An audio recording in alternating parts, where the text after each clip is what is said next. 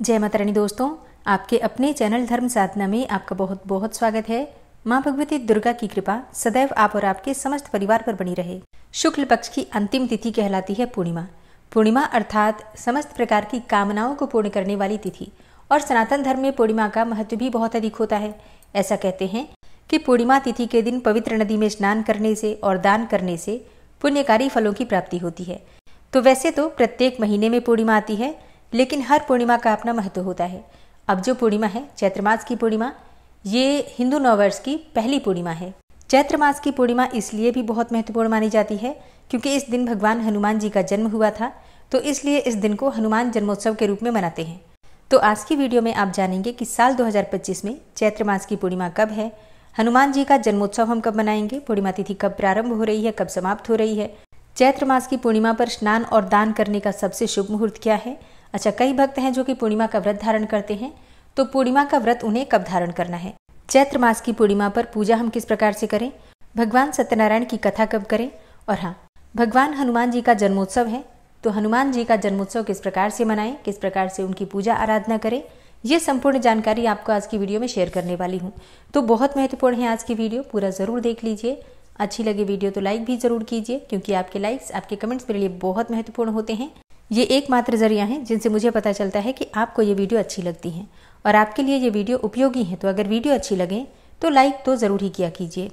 तो सबसे पहले जानते हैं कि पूर्णिमा तिथि कब प्रारंभ हो रही है, कब समाप्त हो रही है और व्रत हमें कब धारण करना है।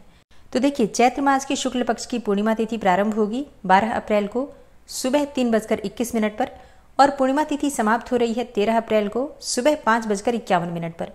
तो सूर्योदय कालीन पूर्णिमा तिथि के अनुसार 12 अप्रैल 2025 यानी कि शनिवार को चैत्र मास की पूर्णिमा तिथि मनाई जाएगी।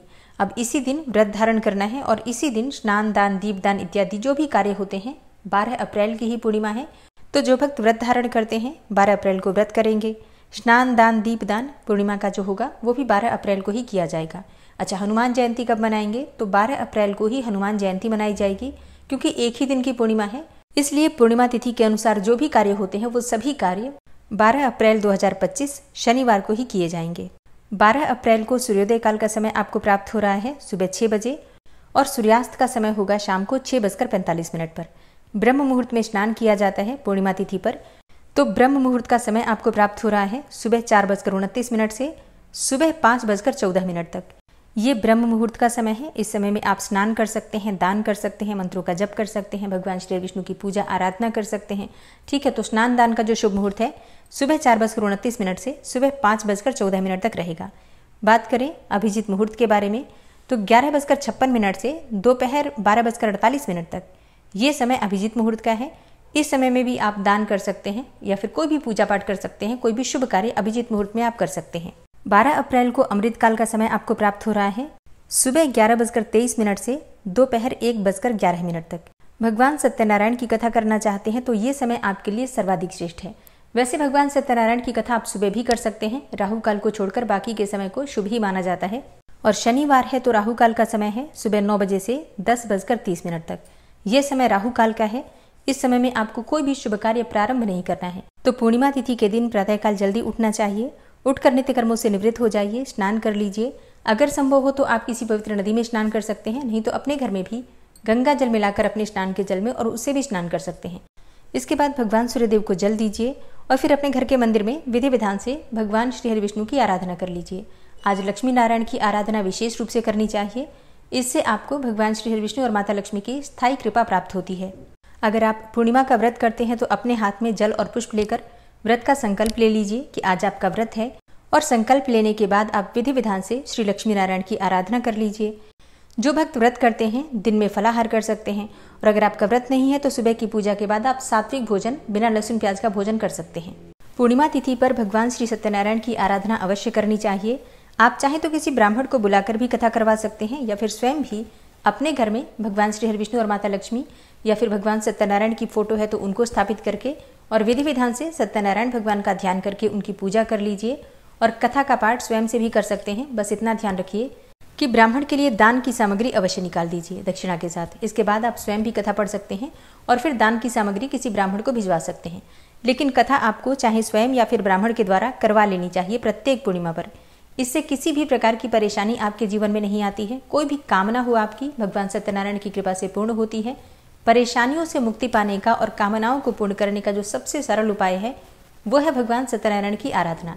चाहे आप स्वयं से करें या फिर किसी ब्राह्मण के द्वारा करवाएं, करना आवश्यक है। और फिर शाम के समय जब चंद्रमा उदित होते हैं तो चंद्रमा के दर्शन करके उनको दूध से अर्घ्य अवश्य देना चाहिए। सबको, चाहे आप व्रत करते हैं या नहीं करते हैं, पूर्णिमा के चंद्रमा को अर्घ्य देना आवश्यक है।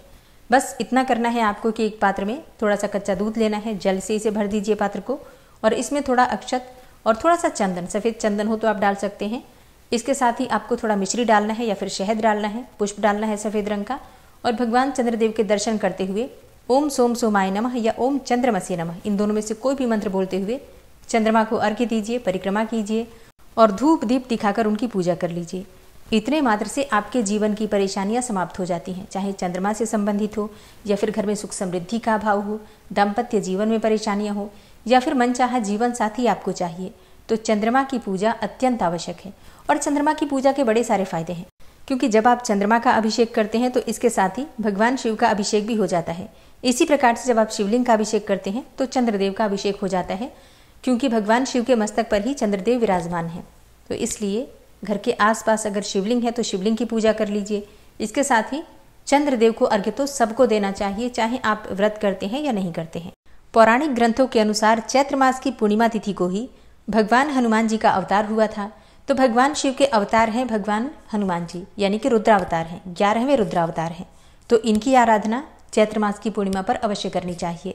तो घर के आसपास अगर हनुमान जी का मंदिर है तो वहां जाकर हनुमान चालीसा का पाठ आपको करना चाहिए, बजरंग बाण का पाठ करना चाहिए, सुंदरकांड का पाठ आप चाहे तो आज कर सकते हैं, चाहे तो मंदिर में या फिर घर में, कहीं पर भी।